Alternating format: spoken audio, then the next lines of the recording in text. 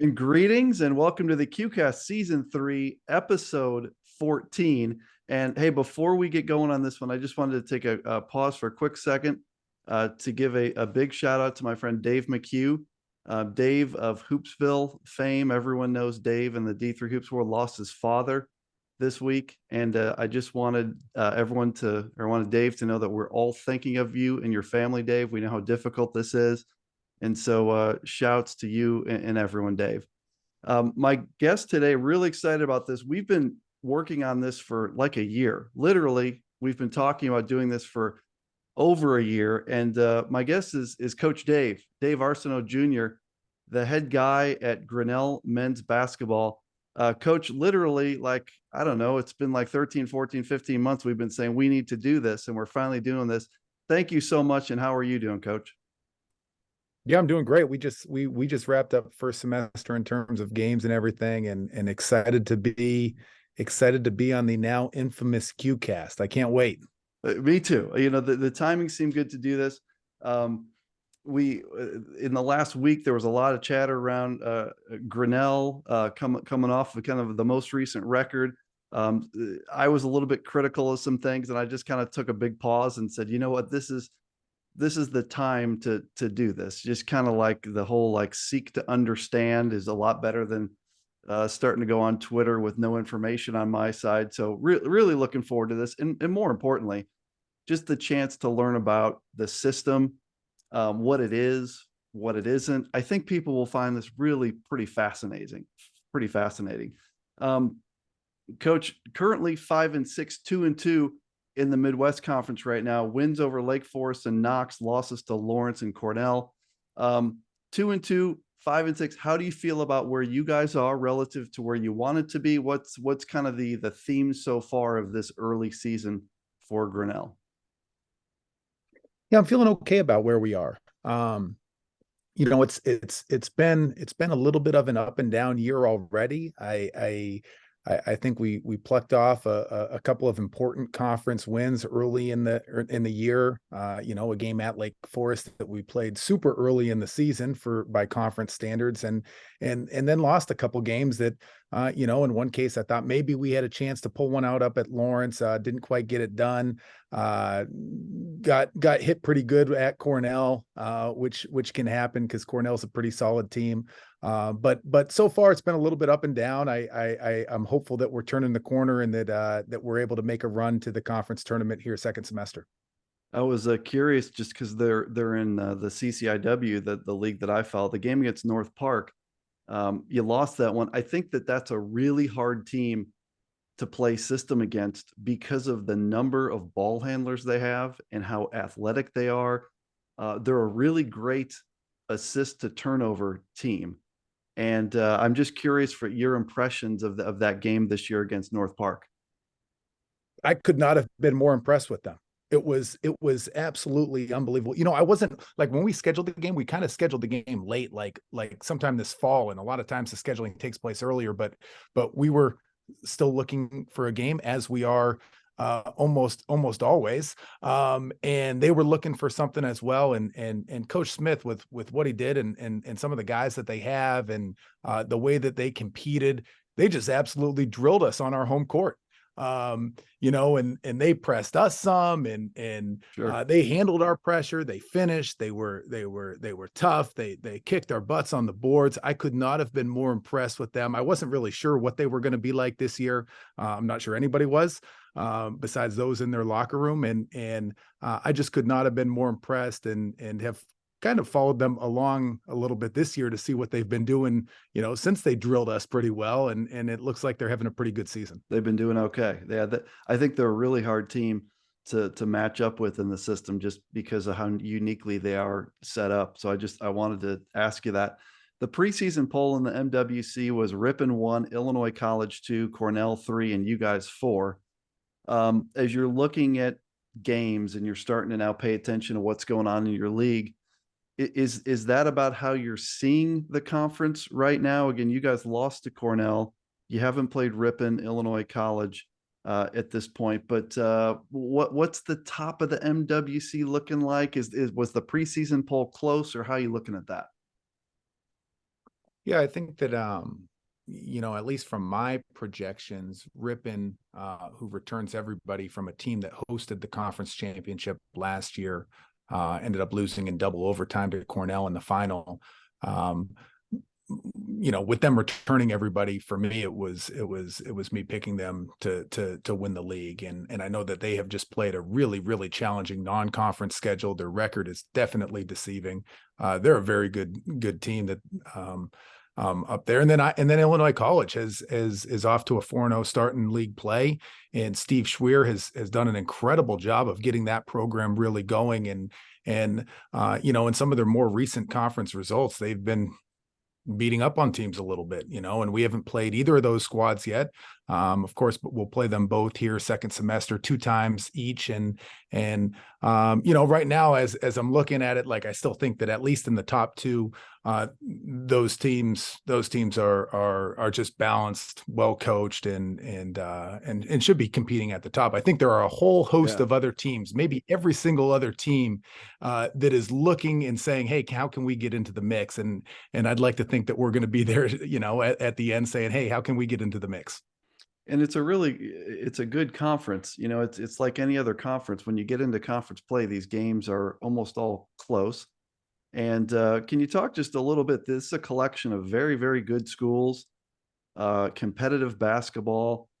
Several different teams within the league have had really good seasons in the past. But for people that don't know much about the MWC, how would you kind of describe your conference?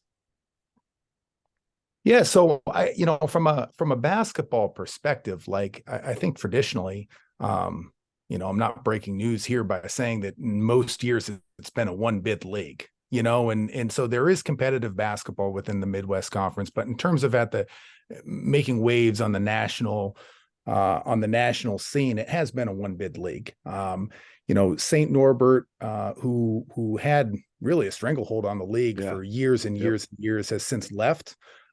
Which I think has maybe hurt a little bit of the national recognition, because a lot of those years they had a nationally ranked team. But there are some good teams, and I think this year in particular in the Midwest Conference, just about every single conference game that's going to be played could go either direction. I'm not sure that we're moving out of being a one bid league again this year. The hope is to eventually try to compete and get in that position. Right. But it's still a solid league where there's going to be a lot of good basketball played.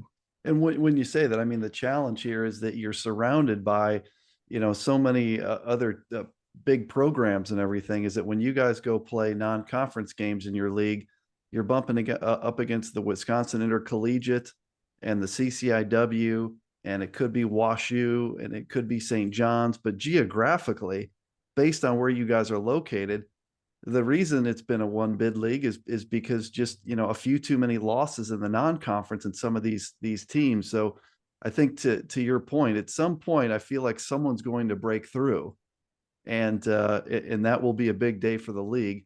But that geographically, I mean, you're around just a whole bunch. I didn't even mention the ARC, right? The ARC teams right in there, whether it's Buena Vista or Dubuque or Wartburg or Nebraska Wesleyan. Geographically, you're in the heart of it, aren't you? We're in the heart of it. You hit the nail on the head.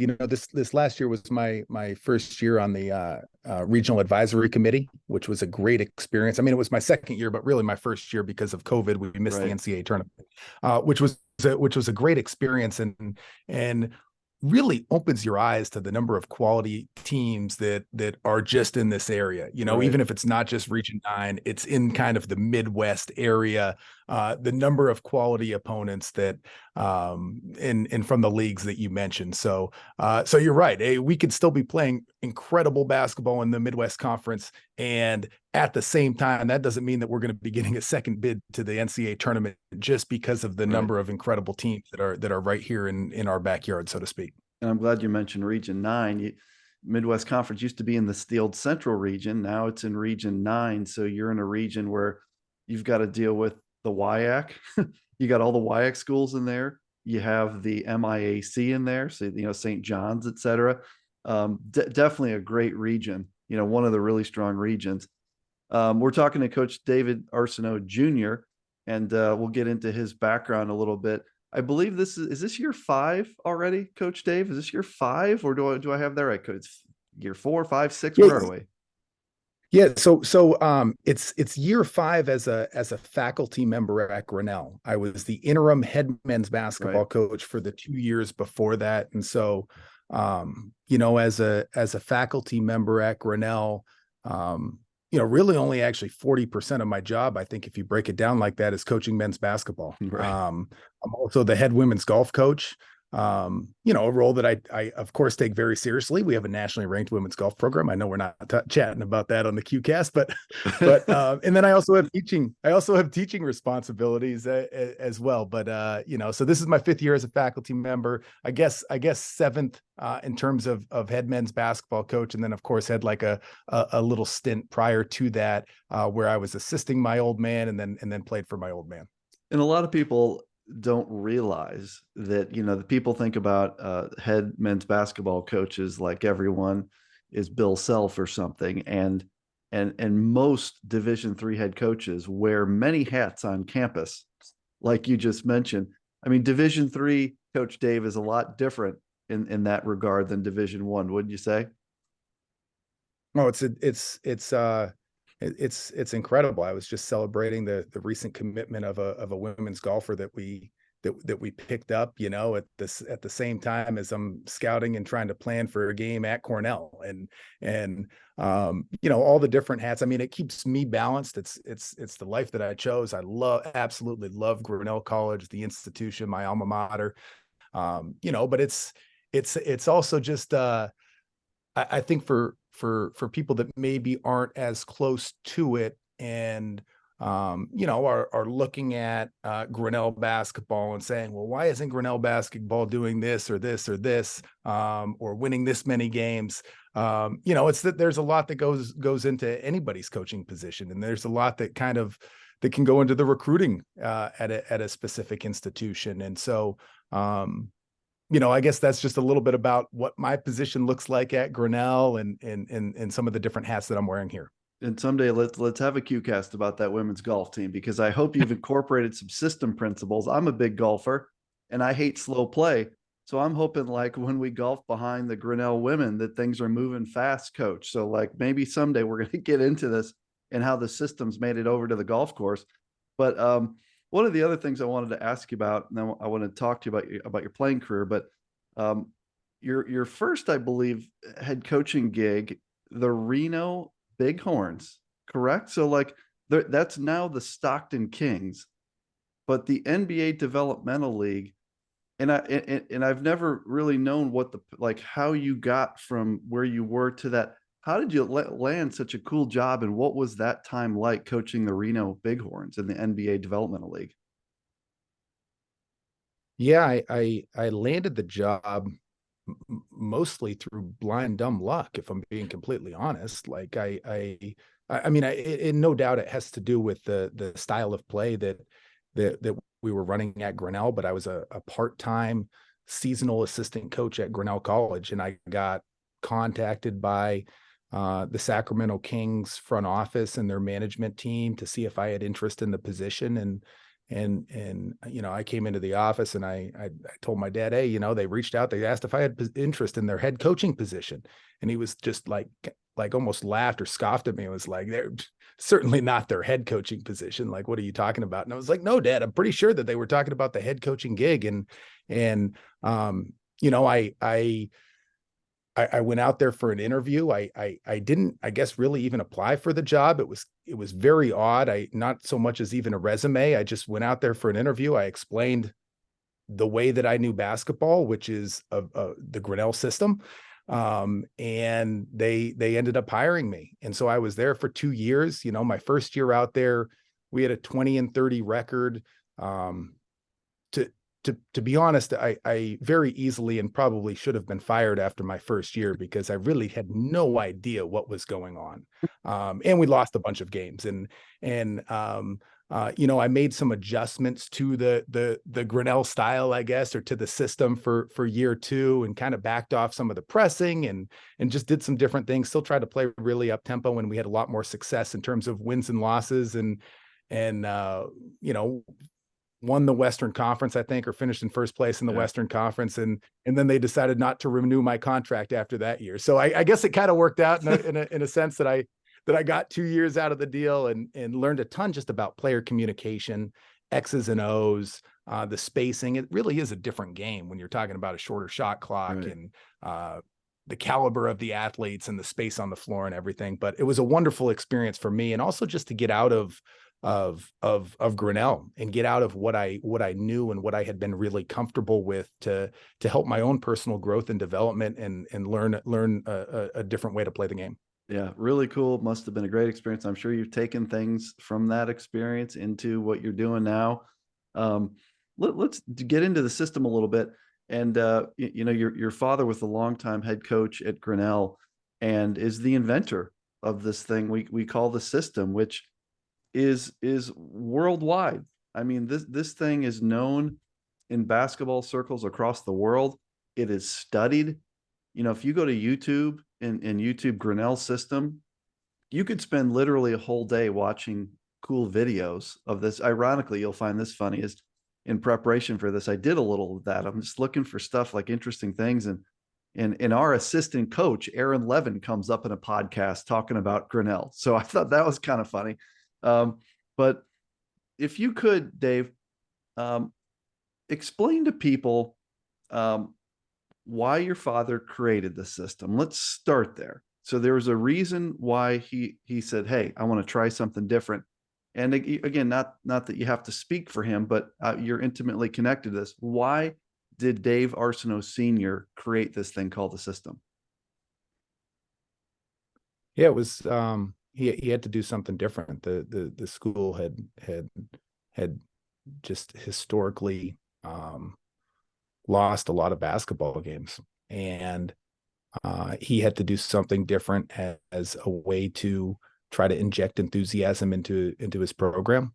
You know, I don't think he really thought at the time that it could be a competitive strategy to win games. You know, we talked a little bit earlier about maybe the challenges that a certain school might have to becoming a successful or a Division III powerhouse. And some of those challenges to Grinnell are certainly that we're located in rural Iowa, where there are cornfields 3 miles any direction, and the academic standards. And I know everybody's got their own challenges recruiting wise. You know, so it's not to say other people don't have certain issues, but these are what they are at Grinnell, you know, and so he thought about going the Princeton style, or he thought about going the other extreme, which was just, hey, if they were going to lose a basketball game, you know, could they lose 140 to 120 instead of 60 to 40?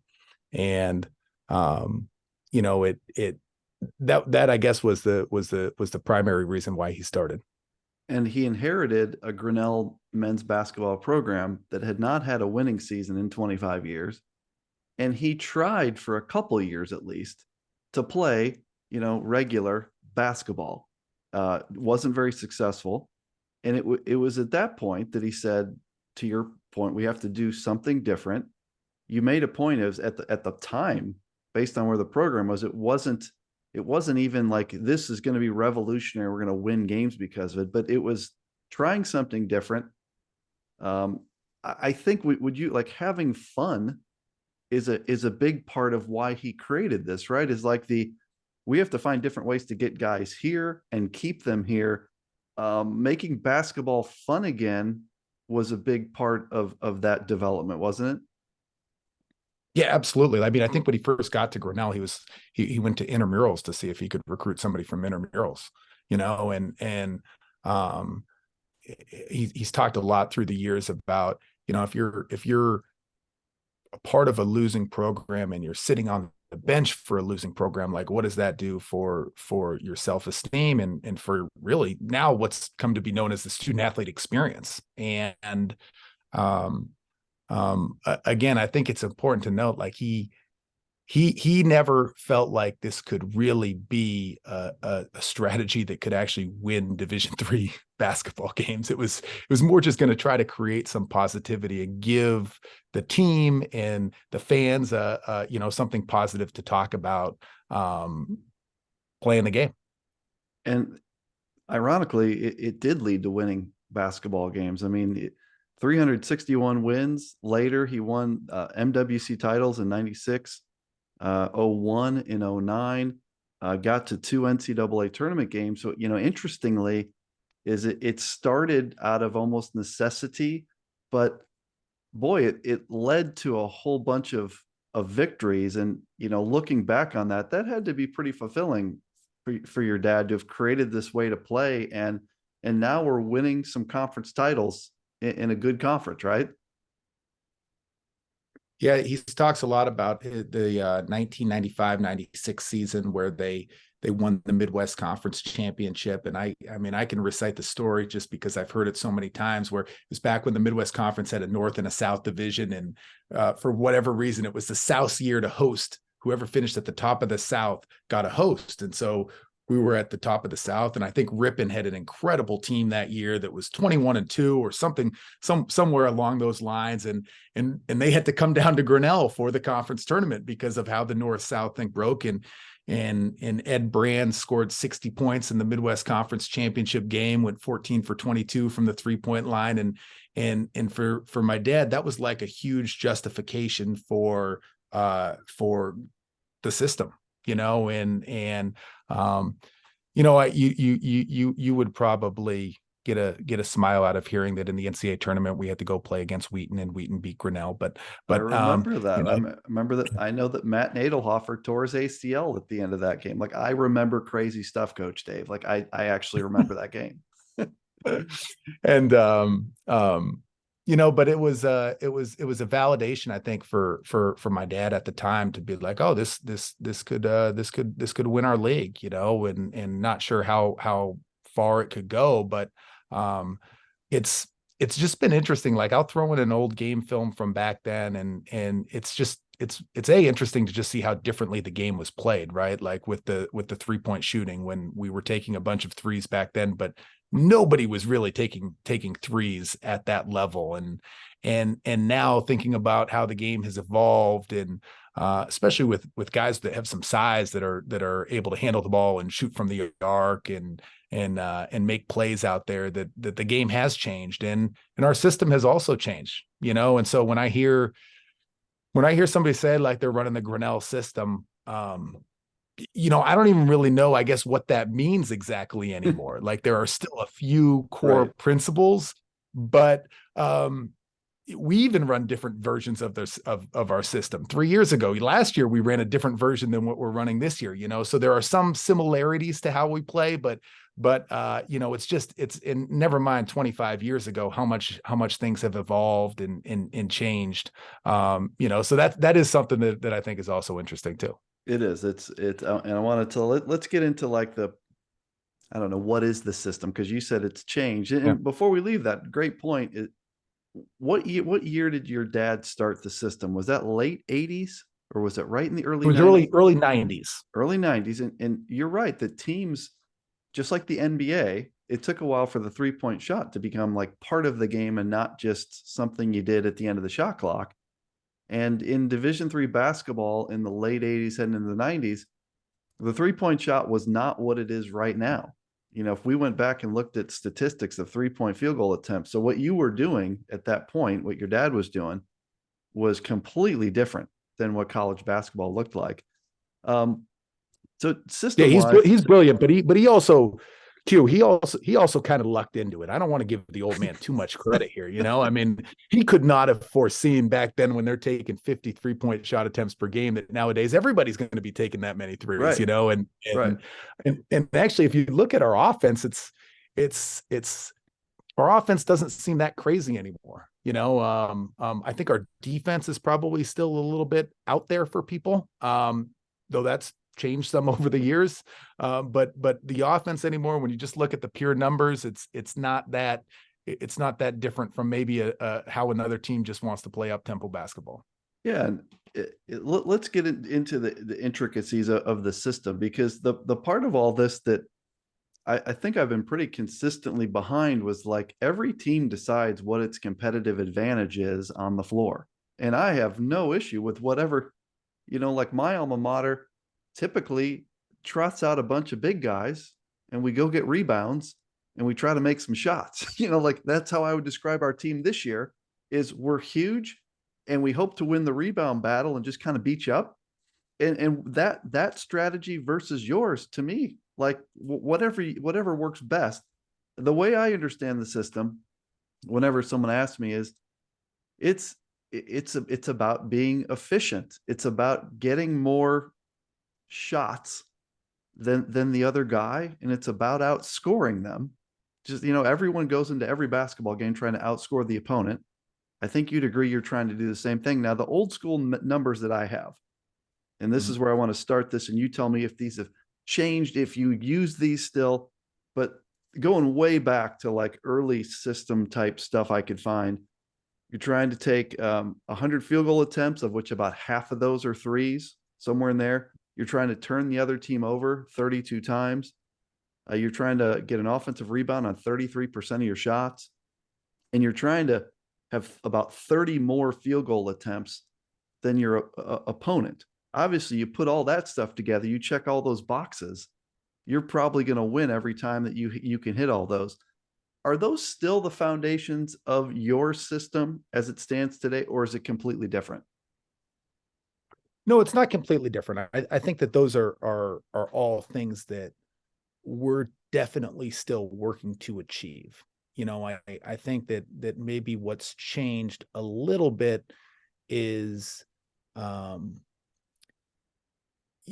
years and years ago, well, basically when my dad was coaching, there was probably just more emphasis on achieving each of those statistical goals, to the point that all the guys on the team would know them and they'd check them at halftime, and they would just be so focused on that. I think that I have maybe lost touch with that a little bit in terms of what our emphasis is.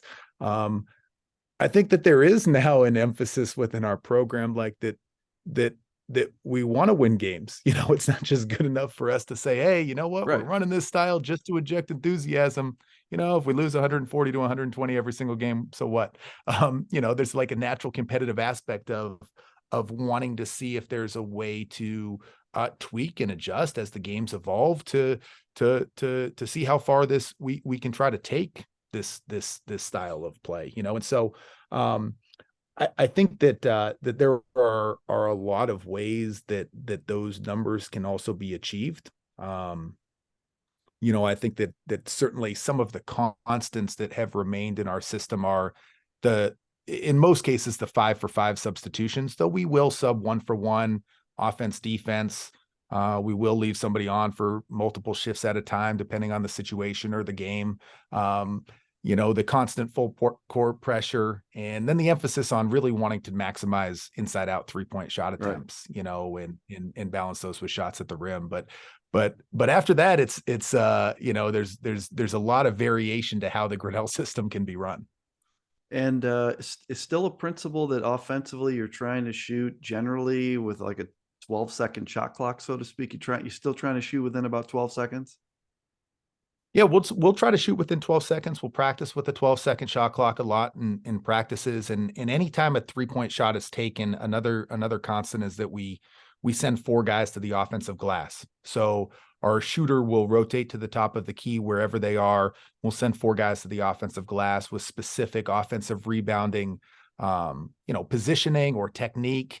And a lot of times that will lend itself to an offensive rebound kick out to the shooter again for a second 3-point shot attempt.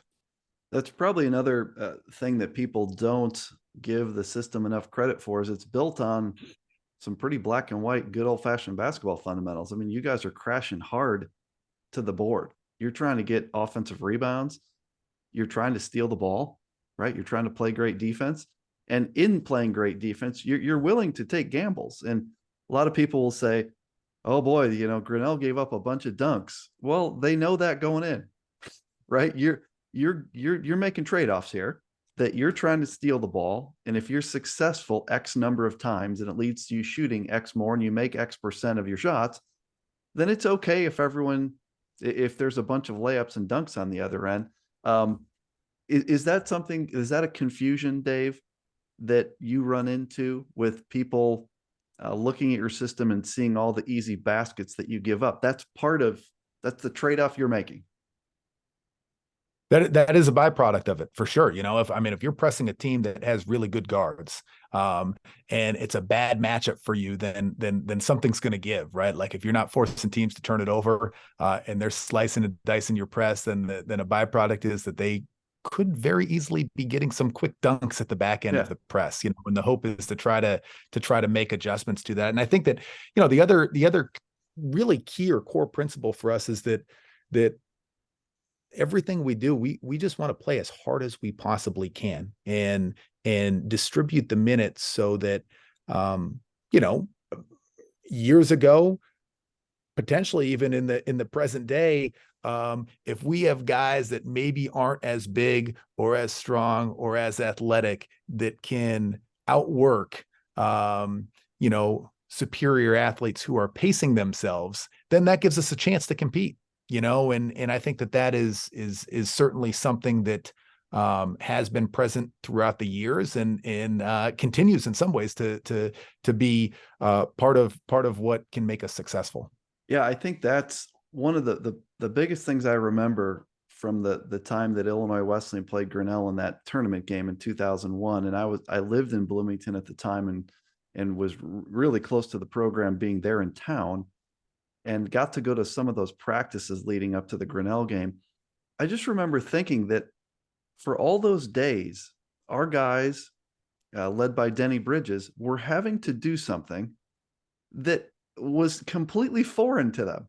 They every game all year, they practiced the same way, the same plays, the same style.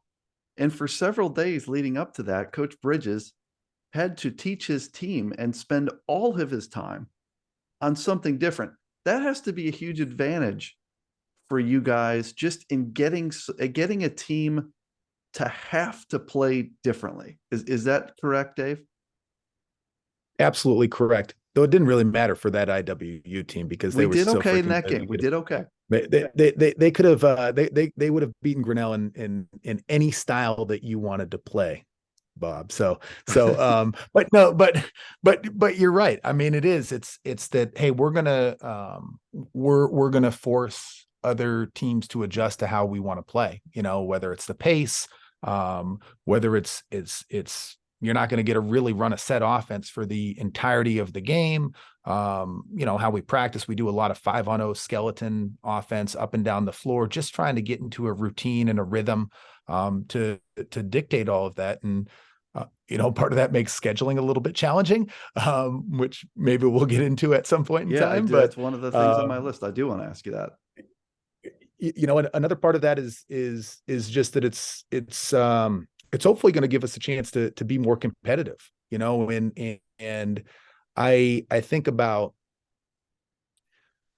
I would like us to be competing for a national title. I would love for us to be competing for a national title. We're not ready to do that. We're in the middle of a one bid league, as we talked about. Good basketball, but a one bid league. And can we get to that point? Again, there are certain challenges that every coach and every school faces, and some challenges are more significant than others. And I don't know if we can get to that point. It's not going to stop us from trying, but I think about it from the perspective of, if we weren't playing this way, what would the results be? And I saw what the results were when my dad first started at Grinnell, and I realized it's a different era and different time. So maybe the results would be different. But if you line up size or strength or inside presence or physicality, and compare teams, even potentially within our league, I really honestly, wholeheartedly believe us playing this way gives us a better chance to win basketball games and gives us a better chance to compete, even if that doesn't mean that we're going to win our league, or win the national title or something like that. Has the objective changed? When your dad started the system, it was like, we got to do something different. We haven't won in 25 years. We need to interject some fun in this place. We need to keep our players happy. I think what I'm clear of during this conversation so far, I mean, you are this isn't about just, fun and games. You are trying to recruit kids to Grinnell. You're playing this system with those kids in order to win basketball games and compete for an MWC championship, an NCAA bid, blah, blah, blah. Like this is changed from the first year that your dad created this. Am I saying that accurately? 100%. At least it's changed for me. I think that his priorities were, he was competitive and he wanted to win. I think they were slightly different than mine, which is natural. We're different people. My priorities are that I want to do all those things as well. I want to have fun and create this enthusiasm and play the game a different way and test the creative limits of the game and break records and a lot of the other things that are part of this system. But I'd also like to tweak and adjust and see, is it possible to win at the highest level doing this, and win at the highest level at Grinnell doing this, and that's what I'm hopeful for. I understand it's going to be a process and there's going to be ups and downs with it, but certainly that is something that I have a goal for. Would you say your metrics are a real advantage? In other words, what I mean by that is like having such clear things that you're looking at. Like I was looking at your conference games. So far through 4 conference games, and we mentioned you're 2-2, your turnover margin or you're turning teams over 23 times a game. So 23. We talked about there once upon a time, the number was 32. So you're not turning teams over enough. So you're saying, boy, we're only at 23. Does that allow you to then to dig into the why to that, to say, okay, what's going on with our defense that doesn't have us at 32 per game? And I contrast that with, like, let's say Illinois Wesleyan. Ron Rose looks at a box score and he says, holy crap, we turned it over 20 times. That sucks. But there's not this intense understanding of what they're trying to do there. Like, that's got to help you dig into numbers and then attack problems. Would you say? It does. I mean, it does, and I think it also doesn't. I would venture to guess that our forced turnovers this year, especially in conference games, are a little bit lower because, quite honestly, we're playing a little bit slower than we have in past years. Sure. And we're playing a little bit slower because of personnel and maybe because of coaching decisions, and so trying to look at some of those numbers and then adjust them for the pace that we're playing at in a given year. We talked earlier about playing with a 12-second shot clock. I think pretty quickly on in practices, I realized that I wasn't sure for this team that a 12-second shot clock was going to be in our best interest, based on the skill sets of some of our guys, which a lot of our guys do have really great skill sets. It just might not be in the same way that a team from 10 years ago or a team that I played on, the skill sets of that team. So figuring out a way within some of those core principles of the Grinnell system to adapt and adjust is what becomes, I think, that's my job, to try to figure out those pieces of the puzzle. Or like another number I was looking at 3 or 4 league games, and this probably goes to the pace thing you just mentioned, is that your shot differential has only been 15 per game, and certainly nowhere near that 30. For you guys in the system to be successful, common sense says you have to have a huge shot differential somewhere closer to that 30. Would that be also a function of playing a little bit slower, relatively speaking? Absolutely. It's also it's also a function of how other teams are playing the game of basketball in general. I would venture to guess that if you looked at a season box score from 12 years ago or so of Grinnell College, that opponents this year have already taken more threes against us than they would have for the duration of a season 12 years ago. Right. And so how does that affect how we're playing? It used to be that teams would only say, no, listen, these guys are pressing, their press stinks. We can get a layup every single time. Don't take anything but a layup. And now teams or players or coaches are more comfortable maybe taking quicker shots, because it's become a part of the game, or AAU, or whatever you want to attribute it to. And so that's forcing us to evolve as well, I guess. Let's talk about recruiting just a little bit, recruiting and then scheduling. First, just a quick look at your current players who statistically are kind of leading the way. You've got Aiden Gilbert, 19 points, 2 rebounds, 3 assists. Adam Phillips at 19 points a game. Dylan Gestring, am I saying that right? He's Yep. at 14 points, 5 rebounds. You have a really talented team. It's a very diverse roster from all over the United States. That's the first thing I looked at. It's been the case for years and years. I think I counted 12 states. I did it really fast. It may be more than that. But you have guys on there from California, from New York, from Arizona, from Connecticut, from Pennsylvania. Are you able now to go across the country to these high school kids and say, hey, here's who we are. Check us out. Is it attractive to kids to come and play this system? It seems like you're awfully successful getting talented kids there. Yeah, I mean, I think that the school, because of the academic prestige of the school, it certainly helps draw students on a national level. Right. In our basketball programs, I think it's 16 different states this year, 16 different states. And, that's a regular occurrence. I think that our style of play, it can also be a great conversation starter. There are times where it might rule somebody out as well, that looks at it and says, how many minutes per game is Aiden Gilbert playing right now? I know it's not over 20, and that could be a concern as well, and so for us, it's a matter of recruiting on a national basis. It's a matter of finding guys that can get admitted to the school first and foremost and can do the work, and then finding somebody that is cool and comfortable with coming to the state of Iowa, which I love the great state of Iowa, but there are cornfields 3 miles any direction from the center of our campus, and it's a school of 1,700 students. It's undergrad only. And so, there are some challenges associated with that when somebody's looking at a school and they're thinking about, hey, how am I going to get there to visit, or something like that? What's the weather like in the Midwest? I know that you moved out of the Midwest here because you can't play golf as much as what you're able to now, Bob.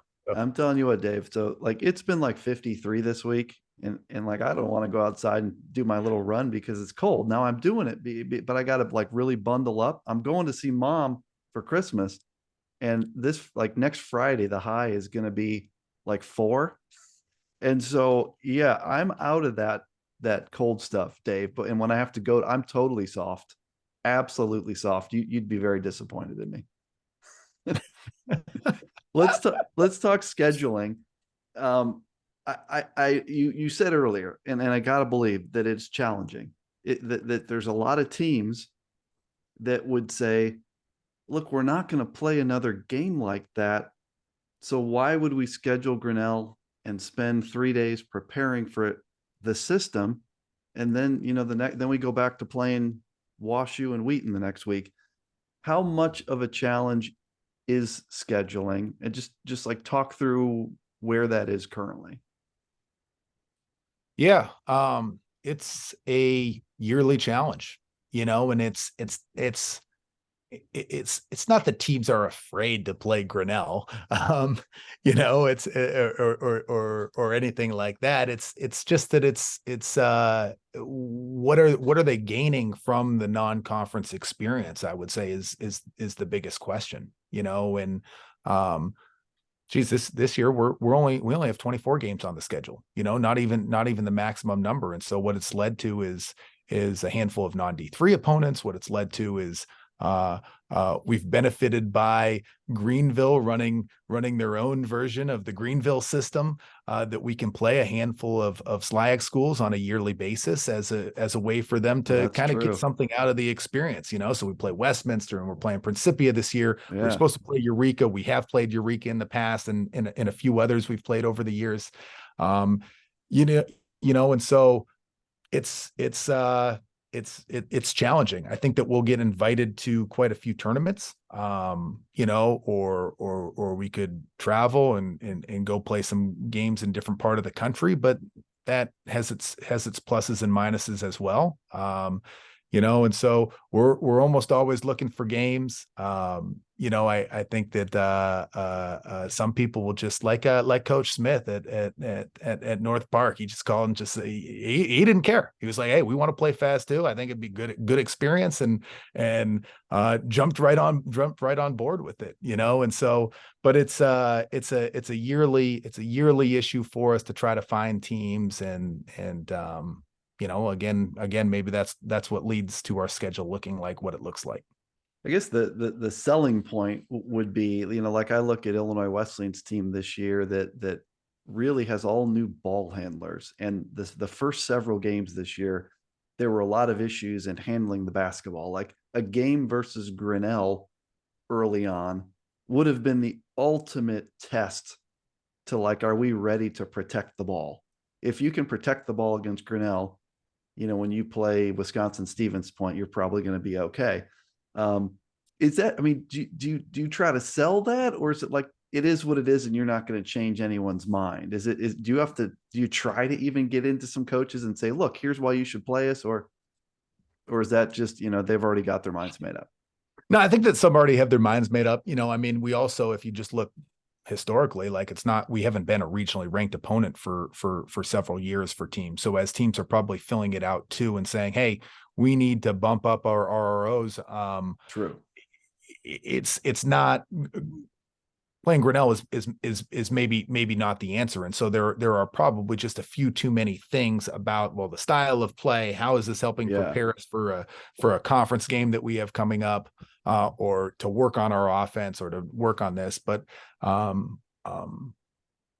mean, I can definitely see some benefits. I think that, we've played a few of the ARC teams, hopefully scheduling a few more. And I also just guess, like, we're just far enough from the Chicago area that a home and home, when there are enough schools in that area, the point of traveling 4.5 hours out to central Iowa maybe doesn't make quite as much sense as something that's going to be an hour-long drive, and I understand that perspective too. I'm thinking about that as well, like when trying to set our non-conference schedule as well.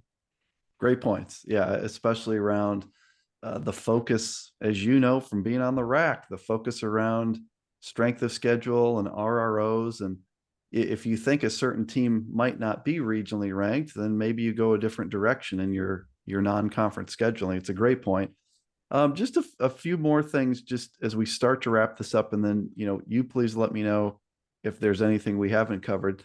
I wrote down a list of like things people get mad at Grinnell for, and I wanted to float them to you so you can answer the questions. And by the way, of this list, it's only the very last one that I'm on board with, and I've been critical on Twitter publicly, and I'll get to that. It's the very last one, but I'm going to go one by one. There's just a few of these. The first one is, people will say, that's not basketball. This is an abomination. This isn't how the game's supposed to be played. What's your response to that? Yeah, it's a different way to play the game. And, the game of basketball is going to continue to evolve. I am anxious to see the direction that it's going to keep going. I mean, I think that some people have been annoyed with the number of 3-point shots that everybody's taking and the number of 3-point shots that everybody takes off their dribble. And I guess it's not just us anymore that right. People are annoyed with about that. That's a great look at the NBA, and a lot of old school people will complain about that. Right. There's too many threes in the NBA. Steph Curry has ruined the game. Like that's not just a Grinnell thing. Bob, I'm curious to know, like, if because the way that we play defense, right? Like just double teaming the basketball everywhere that it goes, so another team cannot run a set play for the duration of the game.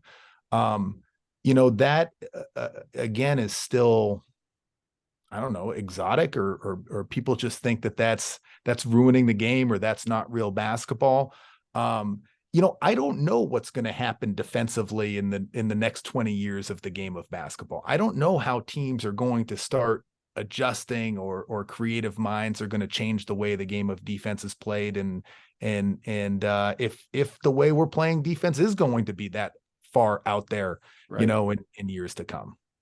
Well, it's a great point because, again, like X's and O's wise in terms of what you're trying to do, like I'm on board. To me, it's like if that's what gives you a competitive advantage, and I'll just again, I'm going to go back to the team I watched the most, Illinois Wesleyan.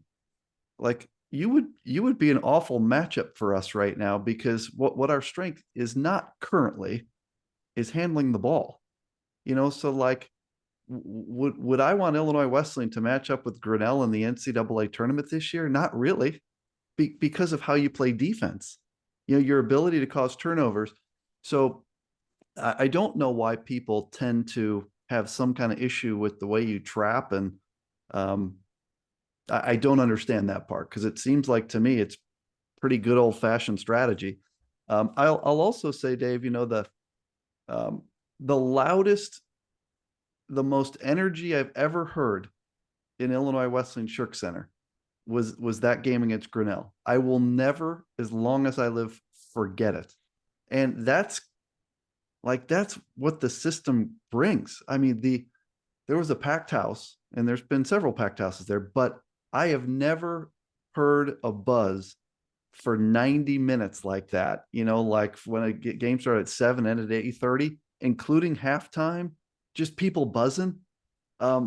Would you agree that one of the things the system brings to the table is incredible energy wherever it goes? I would agree. I was also there at that game, by the way. I was sitting behind the bench. That place was insane. I have this vision in my head of a Grinnell player like standing out of bounds, inbounding the basketball on like a sideline, and you actually couldn't even hardly see the Grinnell player because the fans had almost just like engulfed him on the sidelines. Right.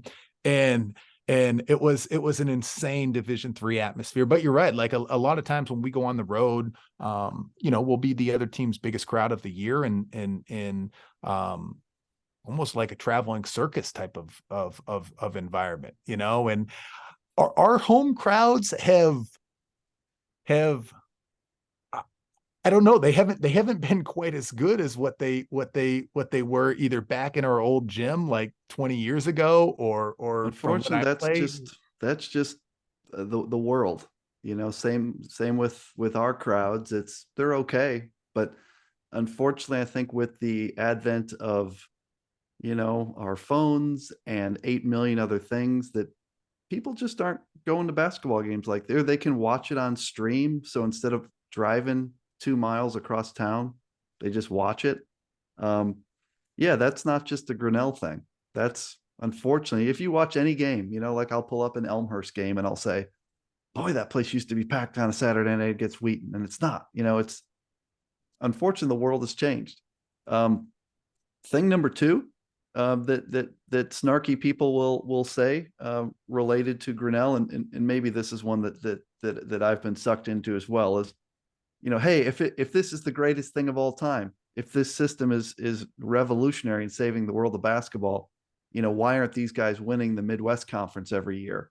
I'm just let you take that one on, and I have my own version of that answer. But what do you say when you hear that? Yeah, it's I mean, listen, I would like to, if I thought another style gave us a better chance to, then we'd for sure be playing it.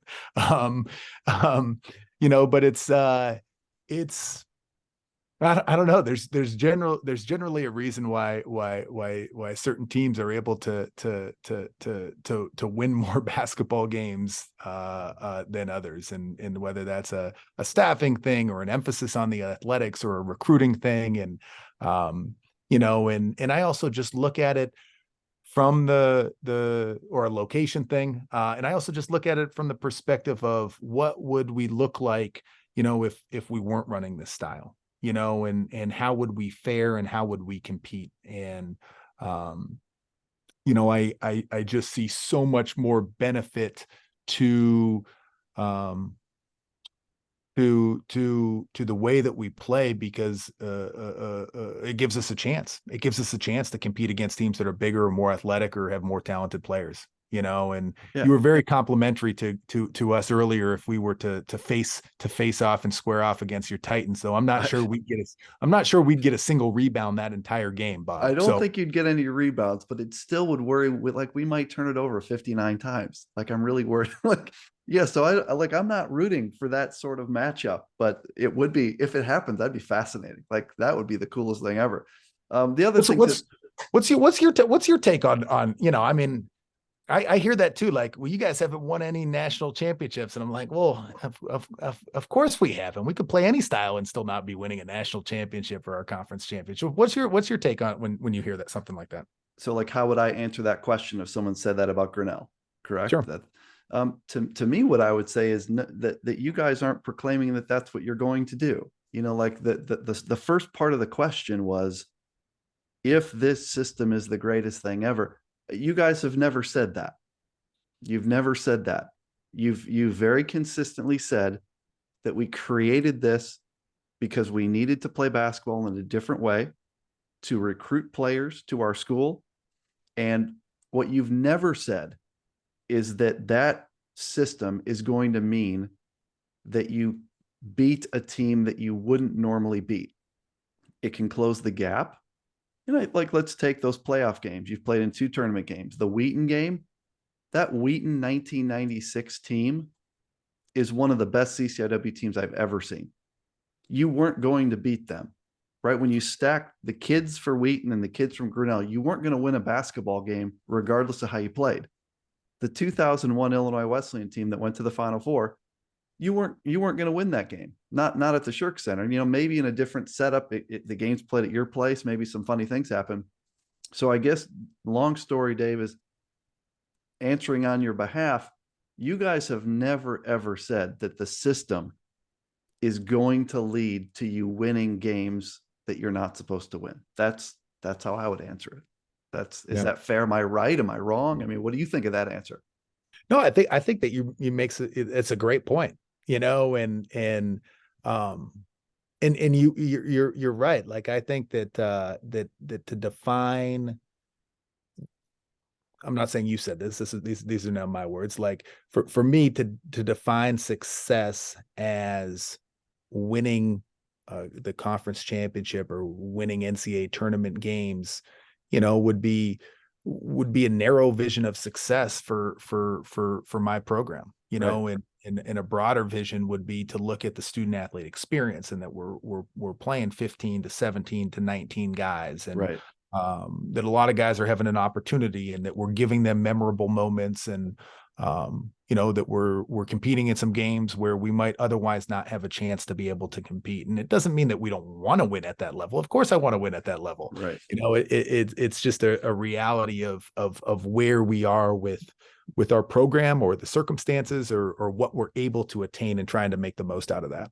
Yeah, absolutely. And I think sometimes that people like me will get riled up when like others that have no idea about Division III see a Grinnell thing and they kind of think that that's what Division III is. And so that probably leads someone like me to say, oh, okay, that's not all Division III. I mean, that team hasn't been in the tournament in a few years, and there's other teams that have. Like that system isn't all Division III. A few teams play it, so that probably is at the heart of some of it. It's kind of like when you have a feeling that someone is looking at Division III incorrectly around something, you kind of have a tendency to be like, wait. The last of these like things that people get mad at Grinnell for, and this is the one that I've been critical of.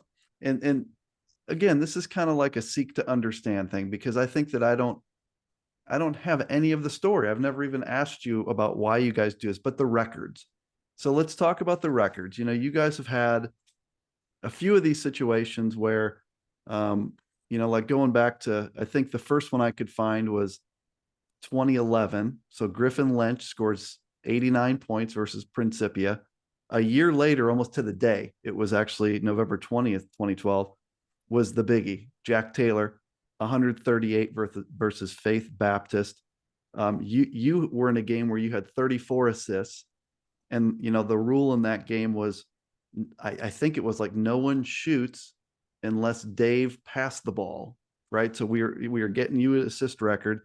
Last week was the one that probably led to this whole like, hey, we need to talk, was the 111 3-point attempts. So all of your field goal attempts were threes against Emmaus. Okay, so let's talk about this. So the first question I have, I think this is obvious, but I should start with it. You're seeking out in those games to set records, correct? Like you went into those specific games I just mentioned trying to achieve a certain NCAA record. Am I correct in that before we kind of get deeper? Not necessarily, no. So I mean, the game is not scheduled with the intent of trying to set a record against an opponent. Okay. Like I should be, I want to be clear about that. Like Meaning like you didn't schedule Faith Baptist so Jack Taylor could score 38. But I guess my question is, once you scheduled Faith and they're on the schedule and you're playing them, somewhere that week you said, hey, or maybe let's just take the Emmaus one because it's recent. Like they were scheduled. You certainly didn't schedule them to set a record, but once it was, at some point you said, let's experiment and see what it would look like if every field goal attempt was a three. Like you sought out to do that. You sought out, your dad, I guess, sought out to get you an assist record. Am I saying that correct? Close. I'll use two different games. I'll use the game where I had 34 assists as an example, and then I can use this Emmaus game from last week as an example. So, with the 34 assist game, we went into the game against North Central thinking about playing a different variation of our system, and there are many different variations. In this one, left somebody at the offensive end, and it left me at half court, and it left three guys, if they did set up in an offense, playing a triangle in the half court, and some other components to this to do something different, and to start the game, there was no talk whatsoever about, hey, you're only shooting if it's off of a pass from me. Honestly, there wasn't really even a thought from me about, hey, I'm only making passes. I think I scored 20 plus points in the game anyways. And so if I had really been thinking about it, and maybe if I could do it over, I would have not scored 20 plus points in the game. But, and then at a certain point, it's like, hey, we're going to go with this for a 10-minute game plan to see what it looks like, and then if it looks good, or if we need to make changes, or we need to bail out of it to do something different, or it's not working, or whatever tweak we might want to make, then we'll roll it over for the next 10 minutes, and then we'll kind of reevaluate at halftime. And so bringing us forward to, and then that's, back in 2008 or whatever year it was, then at halftime it was, hey, he's got X number of assists. Hey, you know what we're going to do? You're only shooting if it's off of a pass from. Okay. Yeah. So with Emmaus in 111 threes, geez, I've probably been thinking for 10 years, thinking about, is it possible for a team to really, if they committed to it, only take 3-point field goals in a game, and what would that look like? How would a team adjust defensively? How would the guys on the team respond? Would it be feasible? What could you get out of it for your team? And we played a game at Cornell on Wednesday night, and I had been long struggling with coaching our point guards to play the way that maybe I had envisioned them playing our Grinnell system, which is to say, being more willing to take a pull-up transition 3-point shot, being more receptive to seeing the weak side of the floor when they get to the rim. The screening on the weak side for us has been suspect to non-existent at times throughout the season, and thinking that, well, hey, you know what, there could be some benefits to looking at this. I also missed Thursday's game against Emmaus because I was out with the flu, but so Coach DJ filled in for me. But this was something, that we were thinking about, and we were talking about, like, hey, what are the benefits from this? How could this work out? How could this help our program? How could this help individuals within our program to get them in a position where they're going to help us compete and who knows, maybe beat Ripon in a conference game later on this year, not thinking like never wanting to disrespect or humiliate an opponent, but thinking about the experience of my own guys and what's going to set us up to play more successful basketball moving forward, And so we go in with really what's going to look like a 10-minute game plan, and see how it looks and then roll it over. And then at halftime, I watching from the video, I really wasn't thrilled with what it looked like. I thought that there were some things that were good, but I thought that how we were executing it was not beneficial to how we needed to play moving forward for this particular game. And I think it was maybe even like a 12 or 13 or 14 point game with into the second half, sometime into the early second half. And when things kind of clicked and we went on a little bit of a run and some guys took it. And so, of course, a byproduct of what we do and what we've done for years has been some of the records. But that's, I guess, maybe insight as to how it comes about and some of the different thought processes that go into it, rather than just, saying, hey, we're going to go and take 111 threes in a game for no particular reason. And you shot it really relatively well to take 111 threes. I can't remember I think he shot like 37% or something, which for 111 threes is pretty good math. I was messaging with Aaron Levin, the assistant at Illinois Wesleyan that played at Grinnell, right after that game, and this all broke out, the news. And he made a good point, which is it took incredible discipline for your guys to play that way. Like, I watched the game back, and it's not as easy as it sounds. You say, okay, we're just going to shoot all threes. It's actually not. Just watch the game and you'll see what I mean. It's not easy to do it. And before we leave this, the Jack Taylor game. What's not fair about this is your dad was the coach then, you weren't the coach. It's a system question, so you can take it or not take it. But in that game, you were clearly, because you diverted from the system completely to have one guy do almost all the shooting. He scores 138 points. I think that's been years. That was like 10 seasons ago. Again, you weren't the coach. Was that a game where, well, how do you explain them? Well, that's probably the one that's the most egregious to me, if that's the right word, because towards the end of that game, Grinnell was up huge. And I guess, you're supposed to slow it down and not shoot when you're up 40. I mean, Jack Taylor's still bombing away, getting his way to 138 points.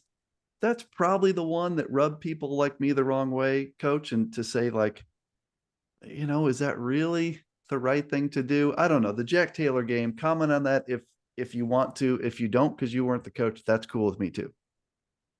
No, I can comment, Jack. Jack, I want to say Jack heading into the game after we played in the Wartburg tournament, the first two games of the year. It was Jack's first year in the program after transferring in, and I think he was 6 for 37 maybe from the 3-point line in those first two games. Incredible shot creator off his own dribble, the best in the history of our program, which is a valuable skill when you want to play with a 12-second shot clock. And a lot of the shots that he missed, we were sitting there thinking, like, we didn't know if he could make them or not, because we had never seen it, and it's his first year in the program. And I distinctly remember, like, my dad talking to him after the game, and he made the all tournament team in that game, which he probably shouldn't have. It was just because he shot so much in the Wartburg tournament that I think he made it, just asking him, like, hey, can you make these shots? And he's like, yeah, I can make them. And we're like, okay, well, we don't know. And just wanting to get him going, and in the same way, saying, hey, here's what we're going to do to kind of jumpstart your season for you is we're going to play at the front of the press. We're going to rotate groups of 4 around you. We want to try to get Jack a touch every single time down the floor. and depending on how Jack's being defended, I knew at the time that, if you get Jack a touch and he's being defended by one guy, he can create his own shot. Now, whether he makes it or not is up in the air, but he can create shots. That's what he can do. And so, from there, it was a similar type of situation, where okay, at the 10-minute mark, he's created this number of shots and has this number of points. Okay, let's kind of roll it over again. And there is one stretch late where he makes a ton of threes in a row. If you look at the play-by-play, and it's pretty late in the game too, and that in large part had to do with the flow of the game, like that there were no stoppages, and he makes 6 or 7 3-point shots in a row at a juncture that is admittedly a little bit late in the game, for him to be bombing away like that. But it was in large part, like in the moment, I felt like in the moment 10 years ago, I felt like, the flow of the game was such that it didn't seem that odd, but that could also just be, like, this is how I've grown up watching basketball. I grew up watching Ed Brandt and Steve Diekman combined for 120 points in a game that my dad's team lost to Simpson by 18, and I grew up saying, hey, he had a game at Monmouth in the middle of the conference season. Listen, we're going to see how many different guys can make a 3-point shot in this game. Once you make one, you become a screener in your group for the rest of the game until everybody in your group has made a 3, and so for me, it's a little bit, sure. I don't know. It's just skewed how I look at the game, I guess, and how I process. What I hear you saying is that in all of these situations, there was a internal Grinnell basketball reason that led to these eye popping, what turned out to be records. There was a reason basketball wise why you did it, which is, I guess, the understanding that people like me, like, we need to balance our opinion. Do you see why people like me, like, look at it from the outside and are critical of it? It's like, oh my God, you set a record against Faith Baptist Bible or Emmaus, or do you at least understand why people think it's kind of funny or are critical of it? Or when you see and hear that, are you like, well, why would they be upset with that? No, I think it promotes healthy discussion, because I think that there are just so many different ways to view the game, and I also, how could I expect you to know what's going on in our locker room, or how my point guards have been playing over the course of the season, or, that we're in a stretch of 3 games in 4 days with finals week looming and might need a mental break to look at something different, or that I think that, hey, can we instill this type of discipline, and can my point guards see the weak side of the floor? Can my screeners really commit to getting shooters open on the weak side that could help us in our game against Westminster, which I think that there were actually some of the way that guys played in the game against Westminster 2 days later, it was beneficial. Now, remains to be seen if it can carry on for the rest of the year. I'm optimistic that it can, but I completely understand how, somebody can take a different perspective on something, especially if you're not directly involved or close to the program. That's fair. And I think that's kind of the middle ground that people need to get to, is there's reasons for doing what you're doing. And some of us are probably going to look at it like, I wouldn't do it that way. But at the end of the day, that's okay. We can agree to disagree to some form or fashion, but also the understanding is important. And I know, just talking to Luke Flakertzy, the head coach at Rochester, in the last, like when all this shook up last, whatever day that was, Saturday or whenever, and he just said, hey, talk to Coach Dave, ask him. And Aaron Levin, our assistant, said, talk to Coach Dave. And that's what we're doing. One final question for you, and then I'll ask if there's any. Hey, Luke's got a good team this year, huh? They're really good. They might win the national championship. They have their big guys out, their 6'10" guy, but when he comes back, I mean, they're as good as anybody. They might win the national championship. I think that Luke was the captain of the team here at Grinnell that went from, I think, worst in the Midwest Conference to first, won the MWC title.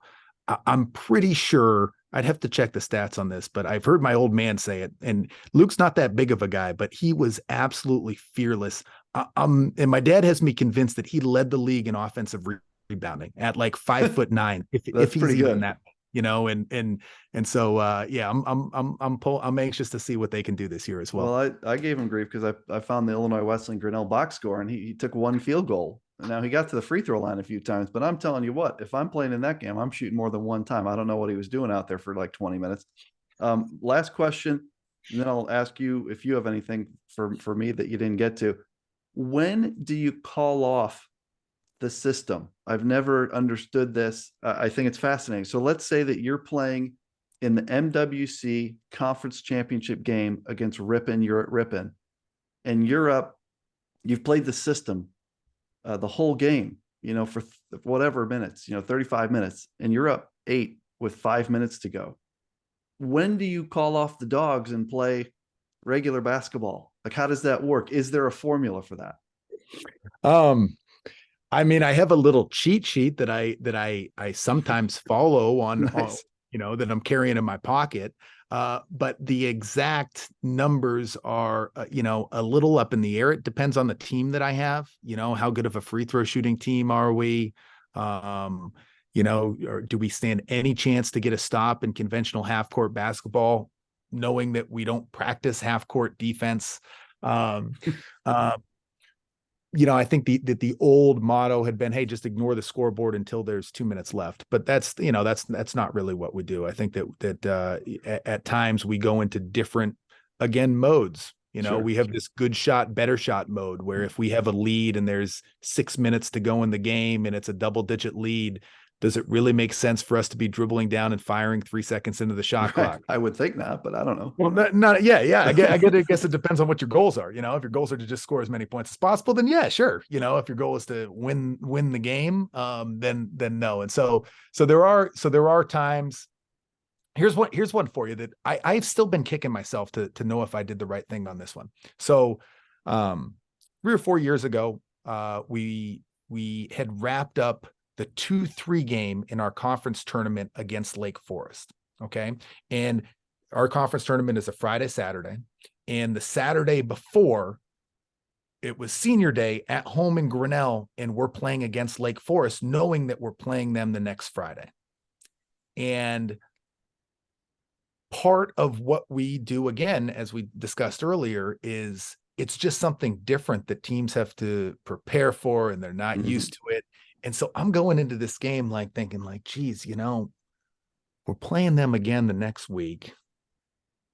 Do I really want to give them a free trial run at seeing how we play? But it's at home. It's their senior day. We have a chance to tie the school record for wins in a season in this particular year.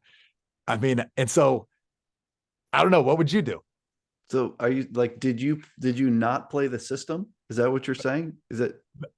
I was considering it. I was thinking about which way. Think so I'm saying, what would you do? at the end of the day, you are who you are. I think it's really hard.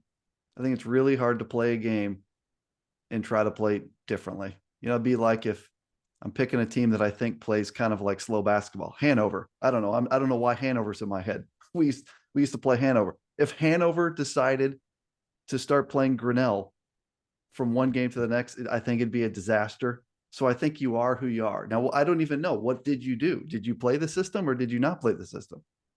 Well, we played the system and we won the regular season game. And then we went into the conference tournament, which was hosted up at St. Norbert, and played Lake Forest in the 2-3 game, and they beat us. Oh, wow. And I have long since been wondering if things would have broken differently if I just sat in a 2-3 zone for the entirety of, but that's one of those hindsight. Kind of cool. That would have been really actually kind of cool. Yeah. Like if you could break out some just random stretches of games, I think when you play against my buddy Steve Schweer, I think you should try some crazy stuff like that so I can poke fun at him about it, but that would be cool. When I was wondering, would it have given us a better chance to win that conference tournament game if had we you not none of our system? Had you not given them the free game against the exact, I don't know. I just lean towards you are who you are and you gotta play your style, but that's pretty fascinating. That's actually a pretty cool debate. Well, let me do this. Dave, is let me just give a few final thoughts, and I'm going to turn it over to you. I really appreciate you doing this. We've been talking about getting together to do this for a long time, and then everything coming out of the Emmaus game kind of just made the timing perfect to do this. I appreciate like all the perspective on things that people don't understand about your program and your system and the records and all that stuff. Appreciate you being willing to listen to some of the critical stuff and just kind of asking you, like, do you understand why people are critical of it? And that's pretty cool that you're willing to do that. So I wish you guys nothing but the best. I honestly, like I said, I hope we don't play you. Like, I think that's a bad matchup for us. So I don't want that to happen. Not this year at least. But in all seriousness, let me turn it over to you for any final thoughts that you have for the QCast listeners today. Well, Bob, I just am so appreciative of everything you do for D3 basketball. The QCast is awesome. Your Twitter presence is awesome. I have, when you're, if and when you are critical about something, I know that it's just coming from a place of your care and your love for D3 hoops. And I know you hit it at the top of the cast, but also shout out to Dave McHugh, with everything that he and his family are going through, and just keeping them in our thoughts is important. Absolutely. And I appreciate that. And I appreciate you saying that. Is, a lot of times something is instantaneous as Twitter. You say something and you can't take it back. And some of the stuff that I was saying after the Emmaus game, I got to think I've probably taken this a couple steps too far here. It's time to kind of like that, which is the reason I reached out to you. Is let's just talk through it. There's probably a thing or two I said that I didn't delete any of it. I just said that probably wasn't quite fair. So folks, that's Dave Arseneault Jr., the head men's basketball coach at Grinnell, the world famous system, and they're still playing it and playing it well. Dave, thank you so much. I'll be watching the Pioneers games. And I have a shirt, by the way, right? Coach DJ sent me a 3 is greater than 2 shirt, which I tweeted out earlier. You got to admit that that's a pretty slick shirt. That's a big time get by me right there, Dave. That's a big time get by you. Coach DJ is the man. Coach DJ is going to be a head coach here soon. I have no doubt about that. But yeah, I'm glad he hooked you up with one. Thank you, Dave Arseneault. Appreciate your time so much. Thanks and appreciate it. Thank you.